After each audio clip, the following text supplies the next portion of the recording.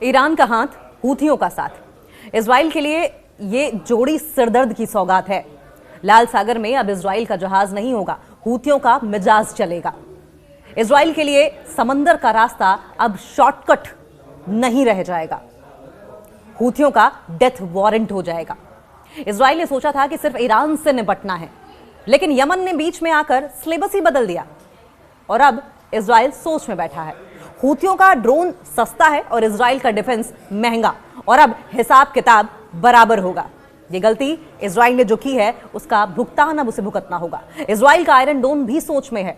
ऊपर से ईरान की मिसाइलें आ रही हैं या नीचे से यमन के रॉकेट।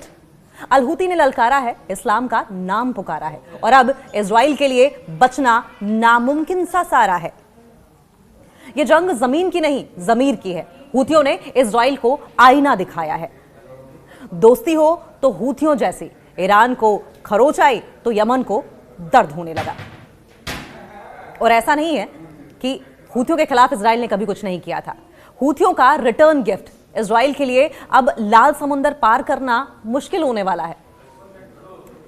अब इसको ऐसे समझिए, लीजिए साहब, मिडिल ईस्ट के अखाड़ों में एक और एंट्री हो गई है। यमन के हूथी नेता अब्दुल मलिक अल हूथी ने यह साफ कर दिया है कि अगर ईरान पर आंच आई तो वो तमाशा नहीं देखेगा, क्योंकि जख्म तो इजराइल ने हूथियों को भी दिए हैं। अब इजराइल और अमेरिका के लिए सिरदर्द सिर्फ तेहरान से नहीं बल्कि यमन के पहाड़ियों से भी आने वाला है।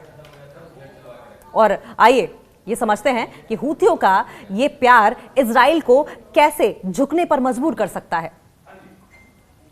शायद इजराइल ने कभी सोचा भी नहीं होगा, क्योंकि अगर लाल सागर की बात करें तो स्ट्रेटेजिक लिहाज से रेड सी बहुत इंपॉर्टेंट है, जिसमें हूथियों ने नो एंट्री का बोर्ड लगा दिया है इजराइल अमेरिका के लिए। इजराइल सोच रहा था कि ईरान को मजा चखाकर वो चैन की सांस लेगा, लेकिन हूथियों ने उनके ट्रेड रूट को, उनके व्यापारिक रास्तों की चाबी अपने हाथ में ले ली है। और अब इजराइल के जहाजों को लाल सागर से गुजरने के लिए वीजा नहीं बल्कि हूथियों की मिसाइलों से दुआ मांगनी होगी, परमिशन लेनी होगी। और अगर हूथियों की मिसाइलें रहम खाएंगी तो ट्रेड होगा, और अगर रास्ता बंद हुआ तो इजराइल में सामान की कीमत ऐसे बढ़ेगी जैसे रॉकेट की तेजी के साथ वहां पर महंगाई बढ़नी शुरू हो जाएगी। नंबर 2, सस्ते ड्रोन। हूथियों के पास एक बहुत बड़ी पावर यह है कि उनके पास सस्ते ड्रोन है और उधर महंगा आयरन डोम है।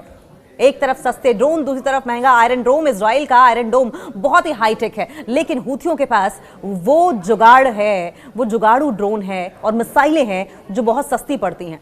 अब इजराइल को लाखों डॉलर की मिसाइलें दागनी पड़ेंगी सिर्फ उन ड्रोन्स को गिराने के लिए जो शायद हूथियों ने पॉकेट मनी से ही बना लिए हो। या तो अब इसे इस तरीके से कह लीजिए, ये तो वही बात हुई कि मक्खी मारने के लिए तोप चलाना पड़ा, और तोप चलाने में ही इजराइल बर्बाद हो जाएगा। इस्लाम पर हमला, इमोशनल कार्ड की भी एंट्री हो चुकी है। अल हूती ने इसे इस्लाम बनाम दुश्मन की लड़ाई बताकर मामला ही बदल दिया है। और अब यह सिर्फ 2 देशों की जंग नहीं रही है, बल्कि एक धार्मिक मोर्चे की शक्ल ले चुकी है। इजराइल ने सोचा था कि वो ईरान को अलग थलग कर देगा, लेकिन यहां तो हूथियों ने भाईचारे का ऐसा हाथ बढ़ाया है कि अमेरिका और इजराइल अब नए मैप देखने पड़ेंगे उन्हें। नंबर 4, 2 तरफा मार, डबल ट्रबल कह लीजिए। इजराइल पहले ही लेबनान और गाजा के मोर्चों पर बिजी दिखाई दे रहा है। अब इतने मोर्चे खोलेगा तो कहां कहां से निपटेगा, कहां कहां से रिसोर्सेस लाएगा, कितनी मिसाइलें लाएगा, कितने आयरन डोम खड़े करेगा, कितने सैनिक लाएगा। ये बात इजराइल ने पहले सोची नहीं। और अब यमन से आने वाली धमकियों ने उनकी 2 फ्रंट वॉर की प्लानिंग को भी 3 फ्रंट बना दिया है। इजराइल की सेना कितनी भी ताकतवर हो, लेकिन हर तरफ से पत्थर आएंगे तो शीशे के घर को तो खतरा होगा ही। और वैसे भी जिनके घर शीशे के होते हैं वो दूसरों के घरों पर पत्थर नहीं फेंका करते। तो कुल मिलाकर बात यह है कि हूथियों ने इजराइल को बता दिया है कि पिक्चर अभी बाकी है मेरे दोस्त। ईरान को छोड़कर इजराइल ने जो मधुमक्खी का छत्ता छेड़ा है, उसमें अब यमन वाली हूथी मधुमक्खियां भी डंक मारने को तैयार हो गई हैं। अब संभवतः इजराइल को समझ आए, लेकिन इजराइल समझने को तैयार नहीं है। बात यह है कि यमन का ईरान को भी समर्थन है। अमेरिका इजराइल के खिलाफ एक नया मोर्चा खोलकर बैठा है। यमन के हूथी नेता अब्दुल मलिक अल हूथी ने हाल ही में एक कड़ा बयान जारी किया, एक ऐसा बयान दिया जिससे इजराइल अब परेशान घूम रहा है, क्योंकि इजराइल को डर यह है कि तमाम देश अगर एक हो जाएंगे तो इजराइल का क्या होगा। ईरान के प्रति अपना पूर्ण समर्थन हूथियों की ओर से घोषित कर दिया गया है, डिक्लेयर कर दिया गया है। और यह स्टेटमेंट उस समय आई जब क्षेत्र में, जिस पूरे रीजन में टेंशन अपने चरम पर है। ये पूरा विवाद, इसके मेन पॉइंट्स क्या हैं, ये समझते हैं।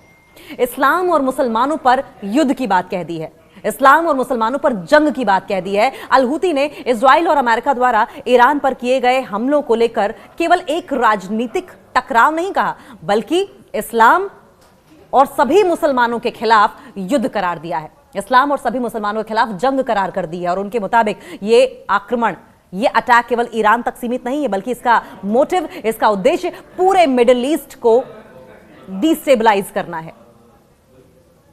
नंबर 2, हूथियों की अगर भूमिका की बात करें, तैयारी की बात करें, तो हूथी नेता ने साफ साफ कह दिया है कि उनका संगठन, उनकी ऑर्गेनाइजेशन ईरान और वहां की जनता के साथ कंधे से कंधा मिलाकर चलेगी, कंधे से कंधा मिलाकर खड़ी है। उन्होंने ये वार्निंग दी है कि वे किसी भी स्थिति में और विकास के लिए पूरी तरीके से तैयार है। किसी भी तरह का डेवलपमेंट होगा, किसी भी तरह की सिचुएशन आएगी, हूथीज इजराइल से मुकाबला करने के लिए तैयार हैं। इसका सीधा मतलब यह है कि हूथी ग्रुप्स आने वाले समय में इजरायली या फिर अमेरिकी हितों के खिलाफ सैन्य कार्रवाई तेज कर सकता है, यानी खुलकर हूथी इजराइल के खिलाफ सामने आ सकते हैं। लेकिन इस टेंशन की अगर बैकग्राउंड की बात करें तो 28 फरवरी की घटना, जब टेंशन बढ़ी थी, जब 28 फरवरी को इजराइल और अमेरिका ने ईरान पर एक जॉइंट अटैक किया था, एक साथ मिलकर इन्होंने अटैक किया था।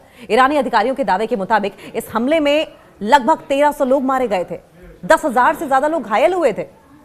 और सिर्फ इतना ही नहीं, इसी के जवाब में बाद में ईरान ने उन गल्फ कंट्रीज, उन खाड़ी देशों इराक और इजराइल पर ड्रोन और मिसाइल से अटैक किए, जहां पर अमेरिकी मिलिट्री बेसेस हैं, जहां पर अमेरिकी सैन्य ठिकाने हैं। नंबर 4, इसका प्रभाव क्या होगा? देखिए, क्षेत्रीय युद्ध का खतरा बढ़ जाएगा, रीजनल क्लैशेस बढ़ेंगे। हूथियों के इस खुले समर्थन से लाल सागर यानी कि रेड सी और आसपास के समुद्री इलाके की अगर बात करें, आसपास के समुद्री व्यापार मार्गों पर खतरा बढ़ सकता है।